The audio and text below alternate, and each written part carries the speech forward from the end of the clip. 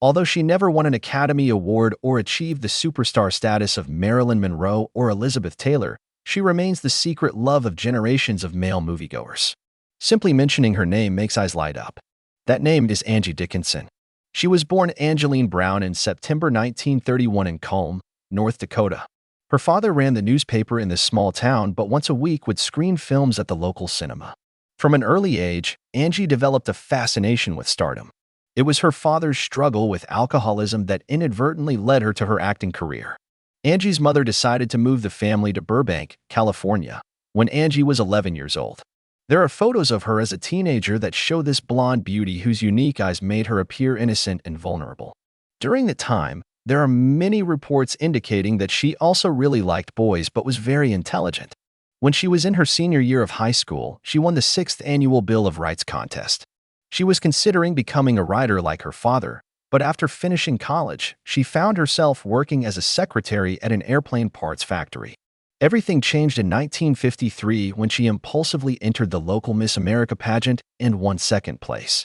She then appeared on a television show called Beauty Parade, where she won the weekly, monthly, and finally the yearly contests.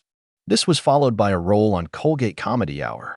All this exposure caught the attention of television industry producers, who suggested she consider a career in acting. She decided to study acting for a few years. On New Year's Eve 1954, she made her television debut in an episode of Death Valley Days. Soon, roles in productions like Buffalo Bill, City Detective, Grey Ghost, The People's Choice, The Virginian, and Gunsmoke followed. In 1958, she was cast as Laura Meadows in an episode of The Deserters on ABC. The following year, she played the role of the accused Mrs. Fargo in the Perry Mason episode The Case of the One-Eyed Witness. Her big break came with the film Rio Bravo, where she played Feathers in the 1959 movie.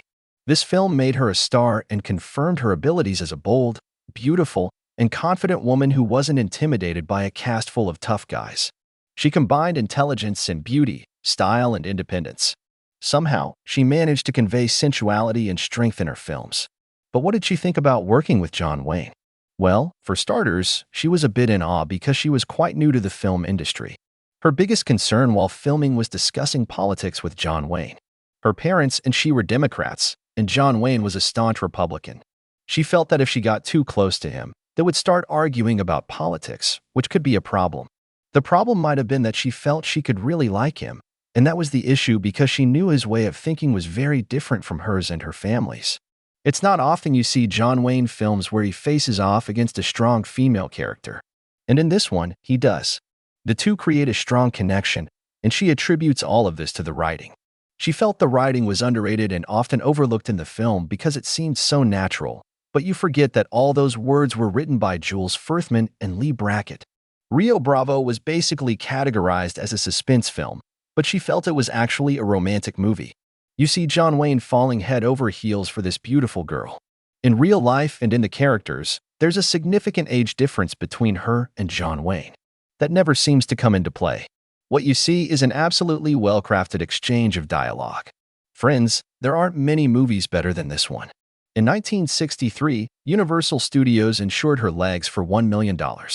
Those same legs that were insured for that amount were a memorable poster for California Avocados.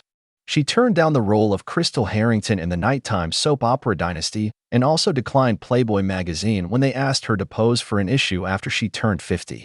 She has been nominated for numerous awards, including her own television series Policewoman, which earned her a Golden Globe. In addition to countless television appearances, she has also starred in over 85 films, including Point Blank and Dressed to Kill. She starred in the original Ocean's 11 and later appeared in the 2001 version of the film as herself. Her mother was against her becoming an actress until she once introduced her to Frank Sinatra. She had an on and off 10-year relationship with Sinatra and always thought he was the true love of her life. She came very close to marrying him at one point. She has always claimed that he had a magical way of making her feel very comfortable. She had a brief romance that led to a 15-year marriage with composer Burt Bacharach. They divorced in 1980 during the chaotic days of Policewoman.